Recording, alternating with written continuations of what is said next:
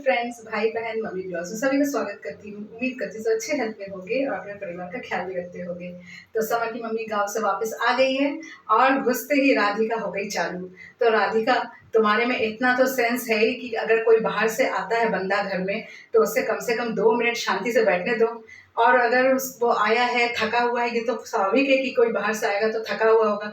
पानी वानी पिलाओ, उसके बाद बाकी सब बातें करती। और वो भी तुम्हारी सास है, तो उनको आते घुसते ही चालू कर दी अपना राग आलापना। समर का ये हुआ, बच्चा है गुनगुन का तो ये वो जो भी है ब्ला ब्ला तुम चालू कर दी। तो इस सब के लिए तो एक इंसान को बैठने तो दो, सांस तो लेने दो, उसके बाद फिर बाकी बातें आधी तो होती ही रहेगी। तो एनीवेज, ये तो राधिका को थोड़ा समझना चाहिए जो वो नहीं समझी ये बात को। और यहाँ पे बधाई हो समर की मम्मी, आप तो दादी फाइनली बनने ही वाली हो।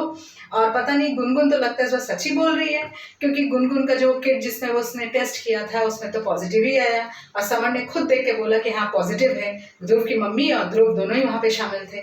तो इस बात तो नहीं लगता कि गुनगुन झूठ बोल रही है जैसे कि पहले बोल रही थी जो आप बोल रहे हो। और दूसरी बात है कि आपको तो साल भर के अंदर दादी बनना था, तो ये चीज़ तो राधिका ने सही कहा कि आपको दादी बनना था। तो अब दादी बनने से मतलब रखो, चाहे राधिका से हो चाहे गुनगुन से हो। और गुनगुन है कि उसके तो बच्चे के पापा का तो कोई अता पता ही नहीं है।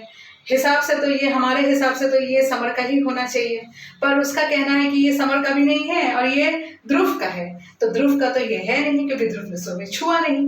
तो यहाँ पे आपका बेटा गलत है, आपका बेटा गलत इस बार किया है। और आप अपने गलत बेटे के पक्ष में मत आना, अपने गलत बेटे को अपने उसमें मत वो करना कि हाँ मेरा बेटा गलत हो ही नहीं सकता, कि उसने किया ही नहीं। जो आप थोड़ा बहुत बोल रहे थे शुरू में कि समर तो शायद नहीं किया होगा, तो ये समर क्यों नहीं किया होगा? आप इतने आप वो करके क्यों बोल रहे हो कि समर इसमें दोषी नहीं है? समर तो जब देखो गुनगुन के साथ चिपक चिपक के बैठ रहा है। जो काम उसको चिपकना चाहिए, जो हरकतें उसे राधिका के साथ करनी चाहिए, वो सारी हरकतें उसने गुनगुन के साथ ही की है और हदें पार की है। तो वो तो हमें भी दिख रहा है कि वो सो रहा है तो वही बगल में सो रही है, वो उसके कमर में हाथ दे रहा है। जो मर्जी आए दोनों का चलता जा रहा है, जबकि गुनगुन अब किसी और की बीवी है। तो यहाँ पे समर ही गलत है आंटी जी।